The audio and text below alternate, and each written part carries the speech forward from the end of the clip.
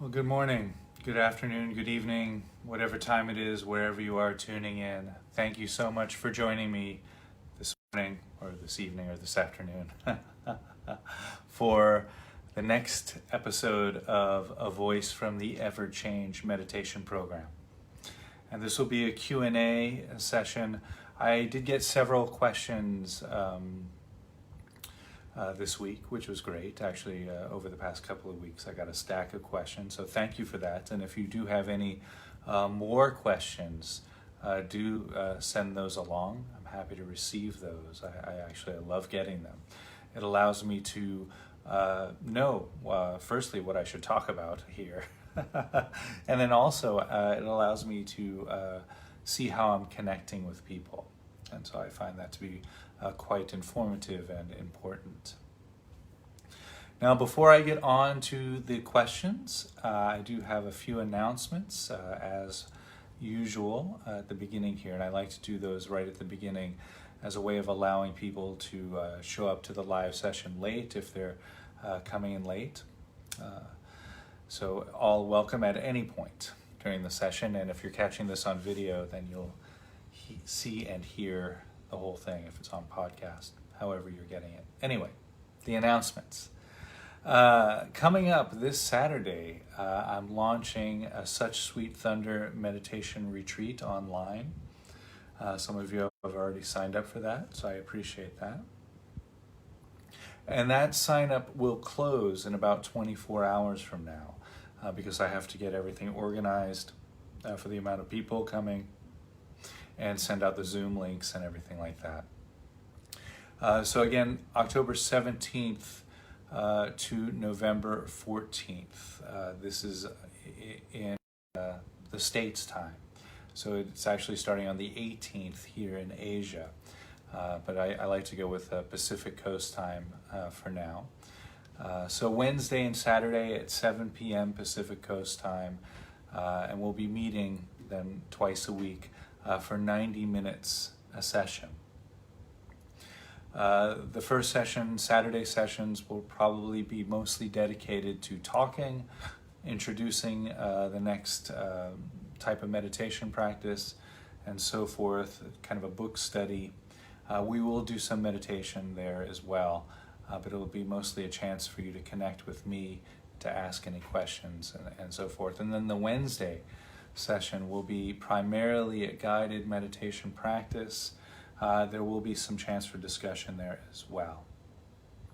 So again, every Wednesday and Saturday, starting on this Saturday, October 17th, running to November 14th. Now, if you're hesitant to sign up for this because you feel you might miss a couple of sessions, they will all be recorded. And so I can send you a link to those recordings. Now, the recordings won't be public. It's a way of kind of allowing the retreat to be as exclusive as I would like it to be. I'm going to record the sessions, but only make those available for people who have registered for the Such Sweet Thunder meditation program, or the retreat program. Now, if you'd like to go ahead and sign up, you can find all of that on my website, suchsweetthunder.org, or you can go to contemplativelight.com. I am offering this retreat in conjunction with Contemplative Light. So they have all of the information and links on their website as well. And definitely, if you haven't seen Contemplative Light's website, it's a wonderful website. A lot of healing modalities available there, so do go check that out. Also would like to announce that I am currently accepting applications for one-on-one studies.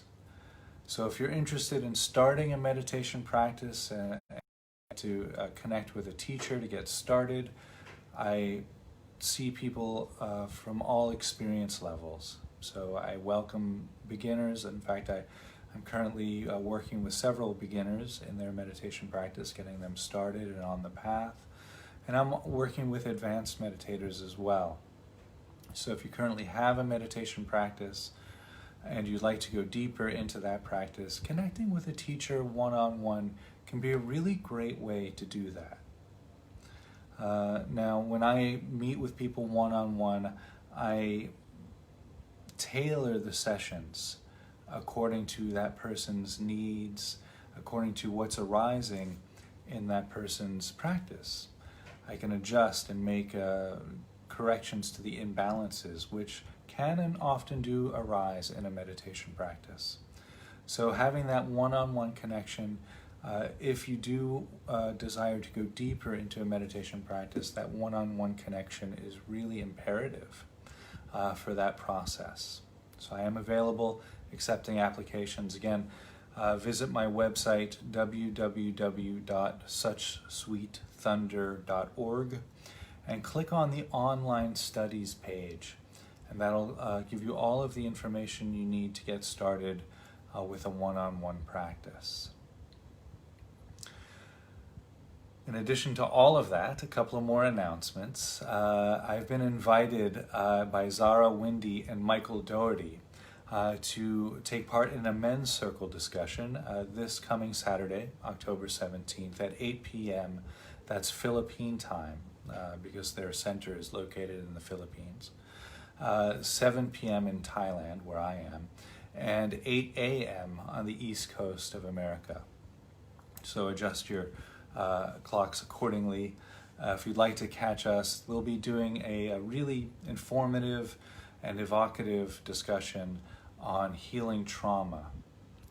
And I imagine we'll be talking about mindfulness and meditation modalities that are often used as a trauma healing modality or device.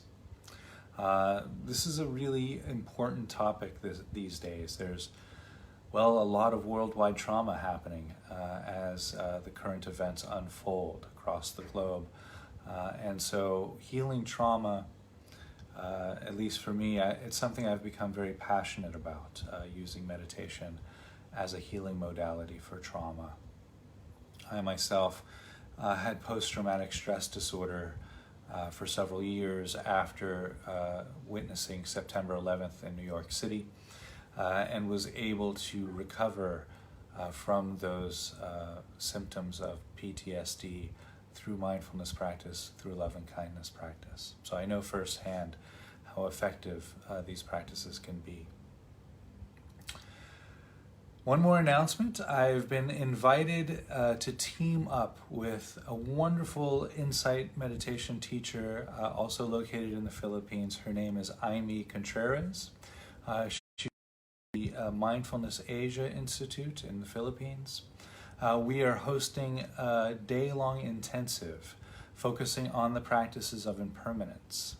So if you've been receiving benefit from the last month of impermanence meditation offerings that I've been giving here on Instagram or Facebook or YouTube, you won't want to miss a day-long intensive. We're going to go really deep into the practices of impermanence, embracing impermanence for the day, running 8 a.m. to 6 p.m. on November 22nd. So mark your calendar for that.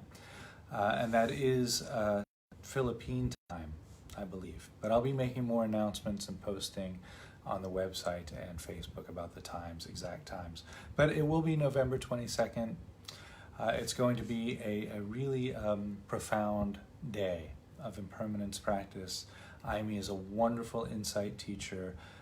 She's graduated from UCLA with mindfulness practice and has a great deal of background in the Theravada Buddhist tradition, Vipassana meditation, and so forth. So don't miss that one. Okay, that's all the announcements. And so we can get started into the Q&A session.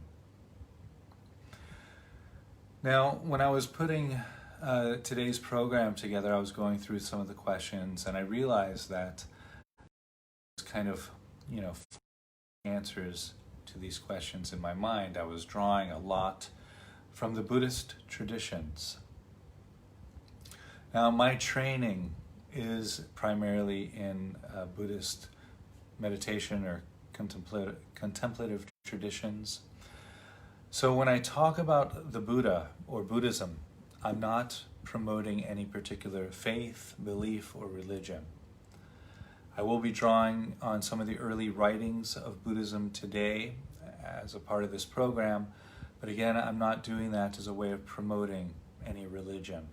I do that because that's where my training is, that's my comfort zone, but I am quite confident that these same teachings or similar teachings are found in most of the world religions, if not all of the world religions.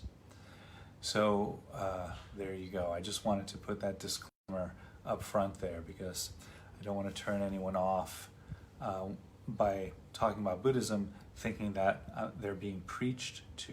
I'm not preaching. Again, I'm just drawing from my comfort zone. I like to bring the teachings of the Buddha and Buddhism out in a secular way to make them accessible for people who walk any path. These teachings can be practiced by Catholics, by Jews, by people who practice Kabbalah, by people who worship Mother Gaia, any religion, any walk of life, atheism, agnosticism, and so forth. So that's my disclaimer. And so here is the question that I'm going to use today. Now, I've chosen this question because it's very broad, and it allows me to move from topic to topic, addressing some of the other questions that I've received as well. So if this isn't the question you sent in, stay tuned. You might have your question answered in that conversational kind of way as I weave through the episode. So this viewer wrote in, he says, you have done, he or she, I'm not sure, you have done a lot of speaking lately about letting go of the self. Is this similar to the philosophy of nihilism, the idea that there is no self? And so this is quite interesting, and as I mentioned earlier, I would be doing some reading from the Buddhists. And so when I saw this question, it reminded me of a passage that's quite common commonly quoted by many teachers. And so I will join the ranks here and quote this passage here. This is from, I believe it's from the Samyutta Nikaya. It's one of the Nikayas. It's one of the earliest writings of Buddhism. And this is an exchange from a wandering mendicant named Vacchigotta and Gautama Buddha. It's a kind of a Q&A session, actually, so that works well here. Vacchigotta says, how is it, Venerable Gautama? Does the self exist? The Buddha remained silent. Then how is it, Venerable Gautama? Does the self not exist? The Buddha again remained silent. Eventually, the wanderer Vacchigotta got up from his seat and went away. The Buddha then turned to his attendant and said, if I had answered the self exists, that would have encouraged eternalism. And if I had answered the self does not exist, that would have encouraged nihilism. That's the end of the passage there. So some might think, they read that or they hear it on a talk. And they think, well, the Buddha was obviously just dodging the question. He just didn't want to answer the question, so he remained silent. The more I study, the more I practice meditation and mindfulness, the more I recognize that actually the silence was the answer to that question. And this answer is the middle way, the silent middle way. And if you're familiar with philosophy, Aristotle talked about the middle way, very similar to the Buddhist idea of the middle way. He called it the unspoken middle. And so this is the tricky idea, or the tricky problem of teaching about the middle way. Because as soon as you define a middle way, it has the danger of becoming an extreme, or it has the danger of becoming one side of a pair. So self, not self, right? And so if you say there is not self, that's actually enforcing the idea of self, because all of our experience, all human experience, arises in terms of opposites. So if you define any particular experience, you're also allowing that opposite to arise. If you say, this room is hot, well, this room is hot only in comparison to cold.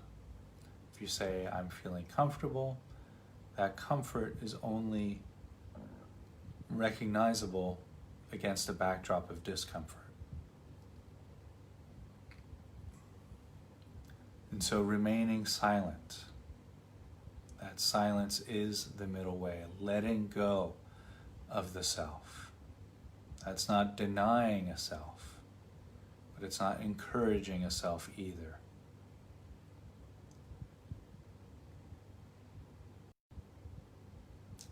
So it's not that the self doesn't exist, but the teachings on impermanence, the teachings on non-self, bring us to the realization that the self is a process. It's an experience.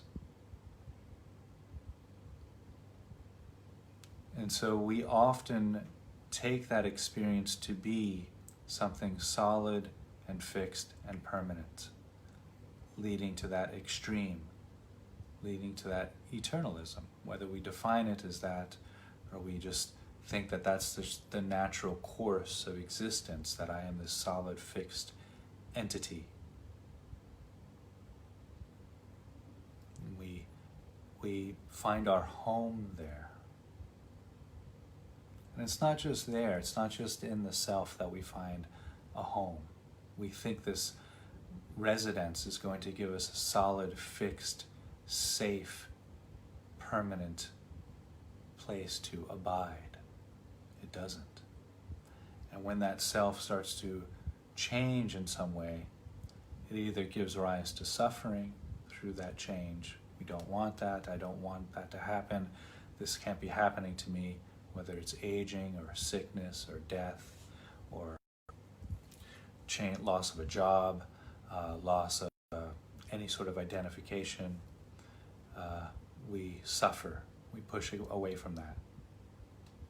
Or conversely, if we feel that abode, that identification getting stronger, maybe you get a promotion, you get a raise, you get stronger physically, going to the gym, and things like that. If you identify with that process, it's reinforcing that suffering. You start clinging to that. It becomes another extreme. I want the new promotion. I want the next job. I want to be able to lift 20 pounds heavier. I want to look stronger, and so forth. That clinging, that grasping, again, leading to suffering.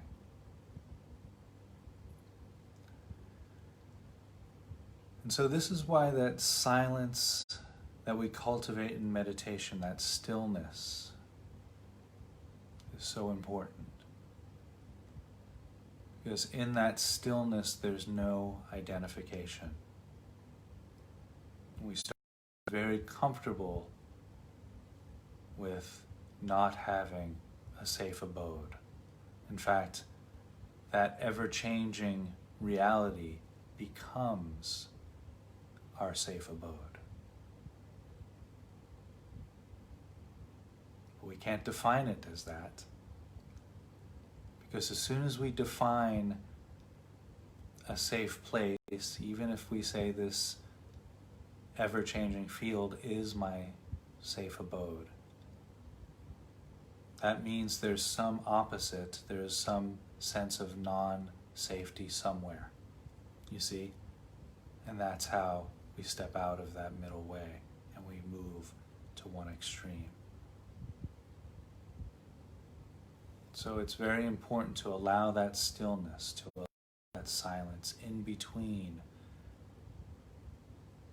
to allow that silence to be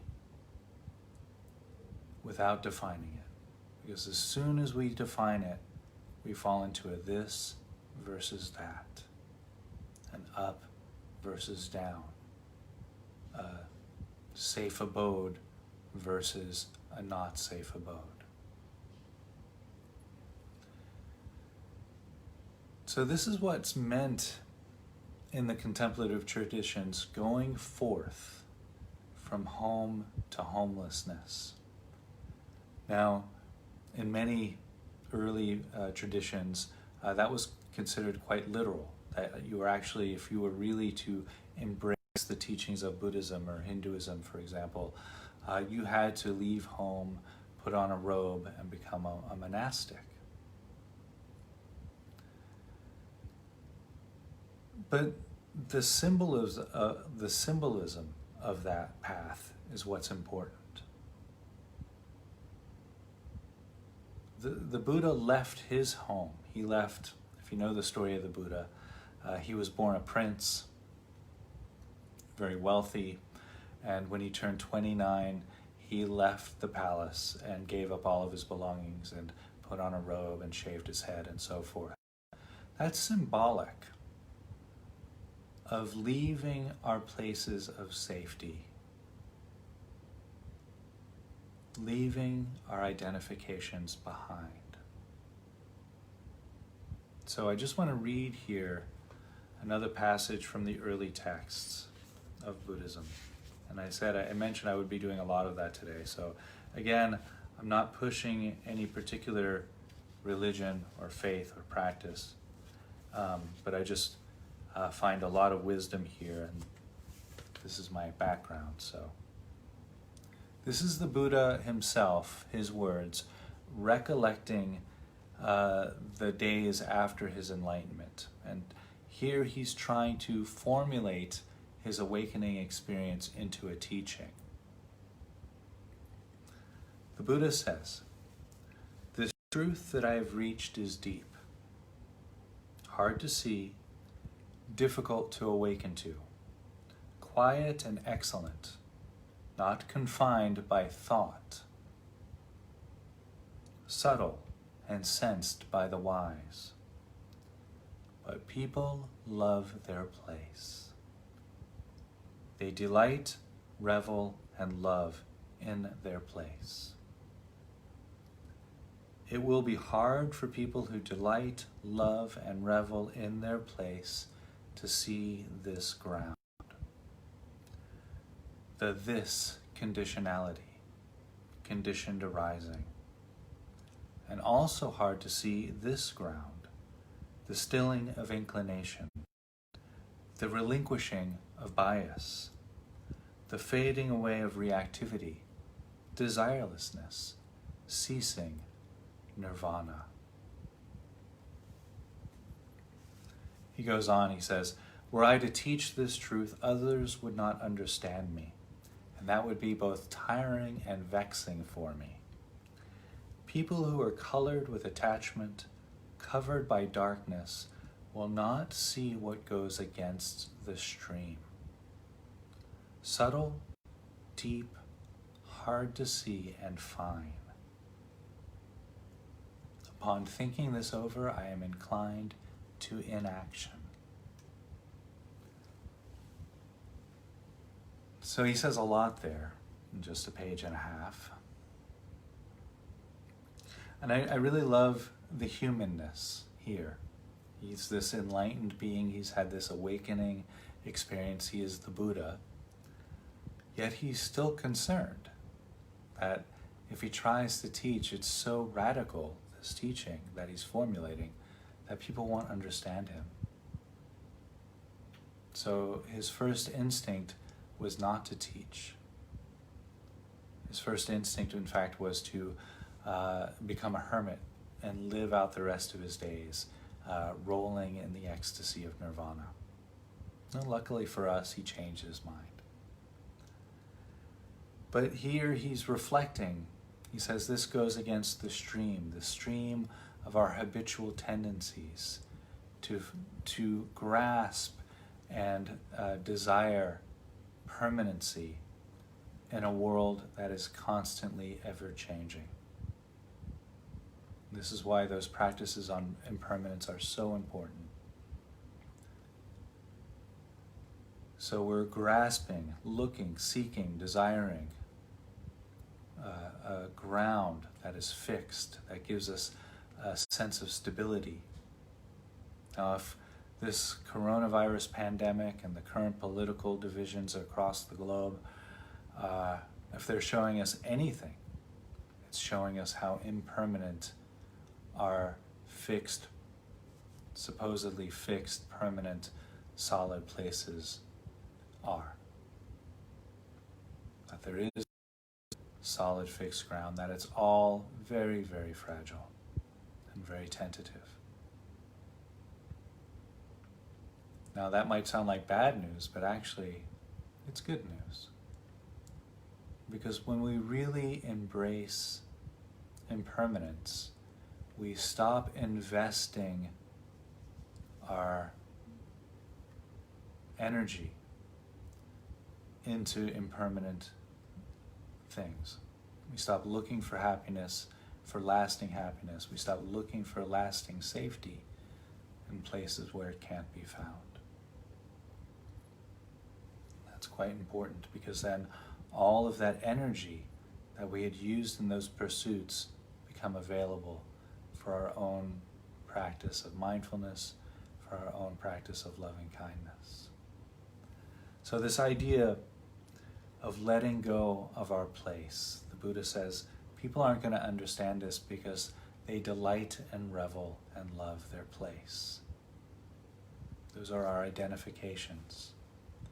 You know, my place is I'm Chris, I'm a teacher, I'm a poet, I'm a writer, I'm a traveler, I love cats, I love Thai food.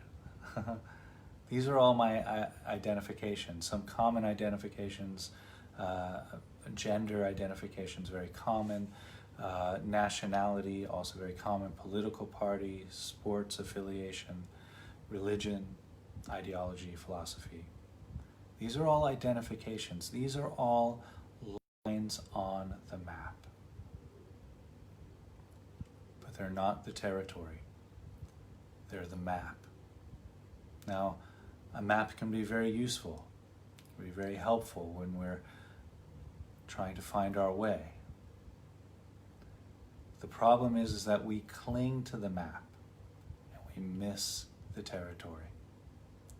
We fall in love with the map and we are blinded to the territory. The Buddha said we have to let the map go and experience life in its fullest.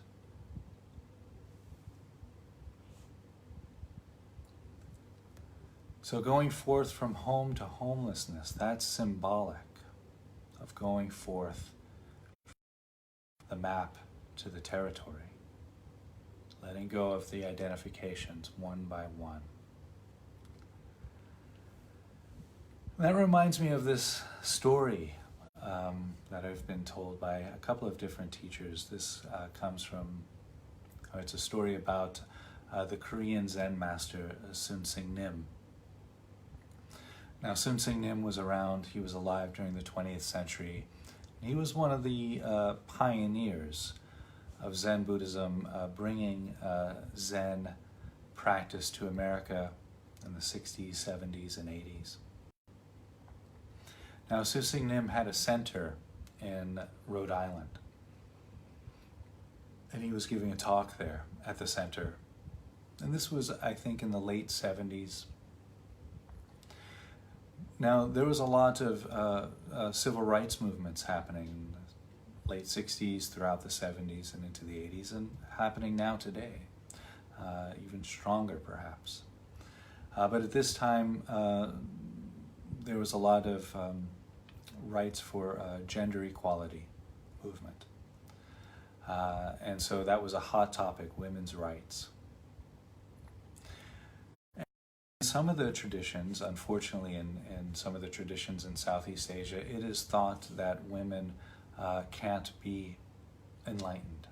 I don't want to get into that too much, but that's part of the dogma that has become entrenched in some of the Buddhist countries, that a nun would have to practice and be reincarnated into a male, and then become an advanced monk as a male, and then enter into nirvana after they die. I don't subscribe to that point of view. I think nirvana, enlightenment, awakening is available right here, right now, in this very moment for everyone.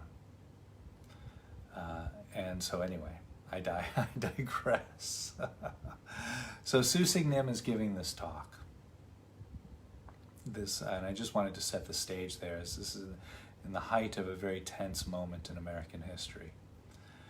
And there's a young lady in the audience, and she asks Susig Nim, "Do you think it's possible for women to become enlightened?"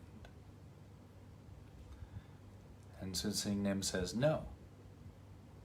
And of course, a big hush spreads across the crowd, and people are, started, saying, rumbling across the audience. You can imagine, people are getting angry. Susig Nim, but at the same time, neither can a man become enlightened, because enlightenment knows no gender. Divinity doesn't know feminine or masculine. And if somebody is identified with being a woman attaining enlightenment, well, that might keep them at enlightenment's door, so to speak. They might get to the door of enlightenment, but they won't be able to enter that state of nirvana as long as they're attached to being a woman, to being a man, to being a musician, to being a poet, to being a Buddhist, to being a Taoist. If we're holding on to any aspect of human experience, we're still reading the map. And the map can get us close to the door, but we can't get in the door as long as we're holding that map.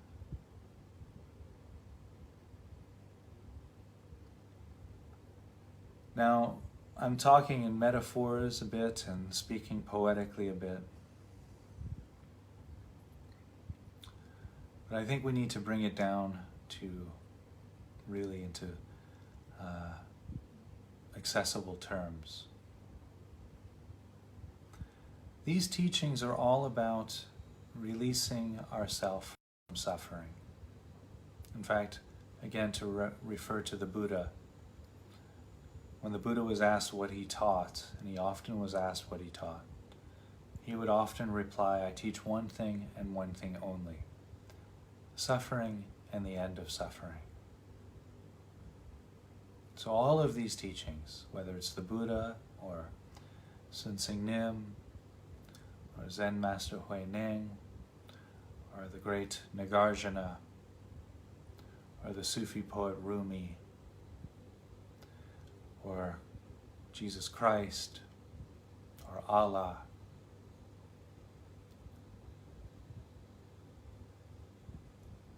all of these are different versions of a map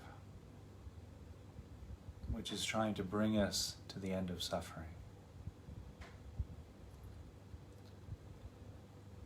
And we can see that that map gets horribly distorted sometimes. If we come back and really look at the map, we can see, well, yeah, that's where this map is trying to lead us.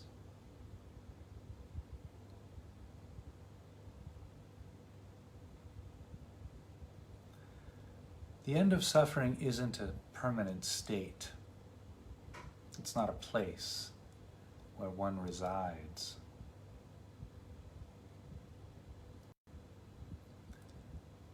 The end of suffering is more of a way of being in the world. It's a way of responding to what's arising in any given moment, with loving kindness, with compassion, with equanimity, with joy, with wisdom. That's the end of suffering. And it happens moment by moment. It's not an accomplishment that one can master. Now we cultivate the skills which allow us to meet the present moment in that way, in that skillful way. And that's done through meditation, through study, through practice, and so forth.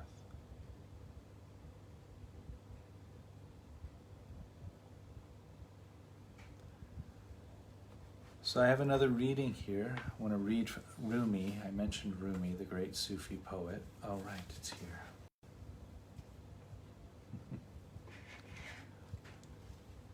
And here Rumi, great, beautiful poetry, walking the reader through the process of disidentification, the process of moving from home to homelessness. Not Christian or Jew or Muslim, not Hindu, Buddhist, Sufi, or Zen. Not out of the ocean, nor up from the ground. Not neutral, natural, or ethereal. Not composed of elements at all. I do not exist.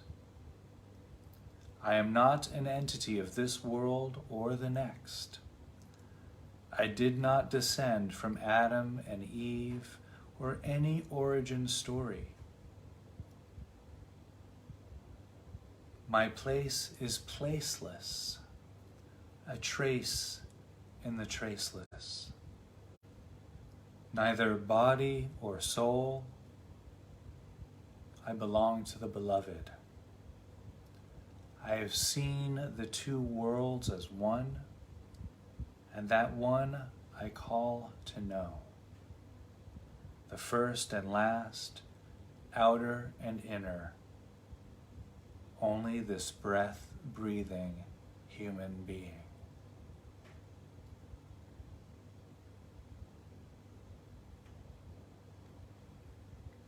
Beautiful. So you can see he's going through, dropping his identifications, then he moves from religion to origin stories, various origin stories that would have been common in Rumi's time in the 1300s. Then he just says point blank, I do not exist. I am not an entity in this world or the next. Now, you might think that's encouraging nihilism, right? But he keeps referring to the I. So that's the middle ground. He says, I do not exist, but then he comes back, solidifying. So walking, I do not exist, that's one extreme. Then I am not an entity of this world. I did not descend from Adam and Eve, and so forth. So moving back and forth, trying to use language, poetry, to describe the unspoken middle, to describe what can't be described. He says, I have seen these two worlds as one. Again, pointing at that middle ground. Beautiful. And so that leads me to loving kindness. I got some questions on loving kindness. So I'm going to bridge that over by reading the last, I think, 4 lines of the Metta Sutta. Metta is the Sanskrit word or Pali word for loving kindness, and I have it here, right. Okay, the end of the Metta Sutta, and I'll read the whole Metta Sutta, but I just want to read the end here because this is a good segue. He says, pure-hearted one, this is the Buddha speaking, the pure-hearted one, having clarity of vision, being freed from all, let me go back one more line. By not holding to fixed views, the pure-hearted one, having clarity of vision, being freed from all sense desire, is freed from repetitive existence, or freed from the round of suffering. By not holding to fixed views, the pure-hearted one is freed from suffering. So here, too, he's referring to the idea that there's no view that's worth residing in. Because any view, any philosophy, any idea, any belief system, any one thing that we attach to leads to suffering. Because inevitably, the opposite will arise. Okay. Now, as a way of wrapping up today's talk, I do want to read the entire Metta Sutta. It's very short. It's just a couple of pages. It's one of my favorite writings of all time. It's one of the beautiful, beautiful works of poetry that I've ever come across. And now this is the Buddha here talking to a few of his students, telling them how one should practice loving kindness. Now, I've done an exhaustive month-long series on loving kindness practice. That's all available on my website. It's all available on YouTube, on Instagram, and Facebook. So if you're really interested in embarking on a journey of loving kindness, I recommend checking out those videos and so forth. If you have any questions about loving kindness practice, please do feel free to send those questions or any questions along through Messenger or at the bottom of the screen below the video here, and I'll get to the Q&A at the next episode. Here I'm closing out today's offering just by reading the Metta Sutta. The Buddha said, "This is what should be done. By those who are skilled in goodness and who know the path of peace, let them be able and upright, straightforward and gentle in speech, humble and not conceited, contented and easily satisfied, unburdened with duty, frugal in their ways, peaceful and calm, wise and skillful, not proud and demanding in nature. Let them not do the slightest thing that the wise would later reprove. Wishing, in gladness and in safety may all beings be at ease.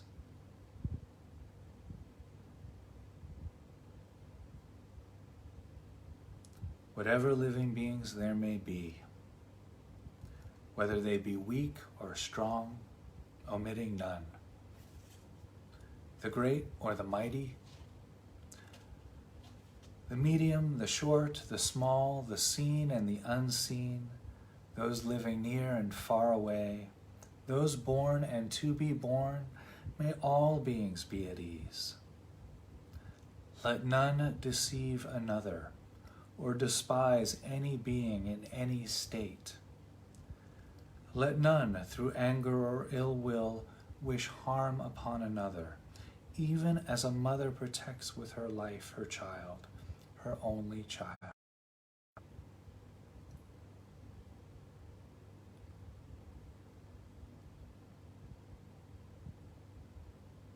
So, with a boundless heart, should one cherish all living beings, radiating kindness over the entire world, spreading through the skies and downward to the depths, outward and unbounded, freed from hatred and ill will, whether standing or walking, seated or lying down, free from dryness. One should sustain this recollection. This is said to be the sublime abiding. By not holding to fixed views, the pure-hearted one, having clarity of vision, being freed from all sense desire, is freed from the round of suffering.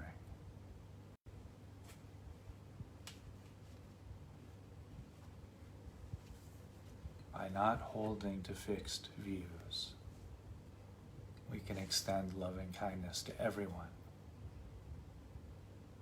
no matter who they are. When we let go of our dogma and recognize the spirit beyond the ideology.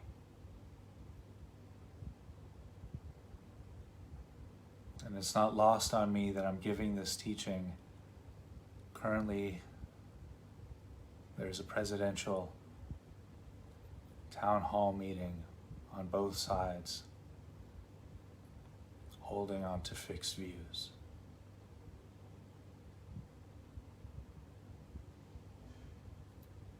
How powerful would it be for one of them to extend loving kindness to the other, even if only for a moment? May all beings be at ease, not holding on to fixed views.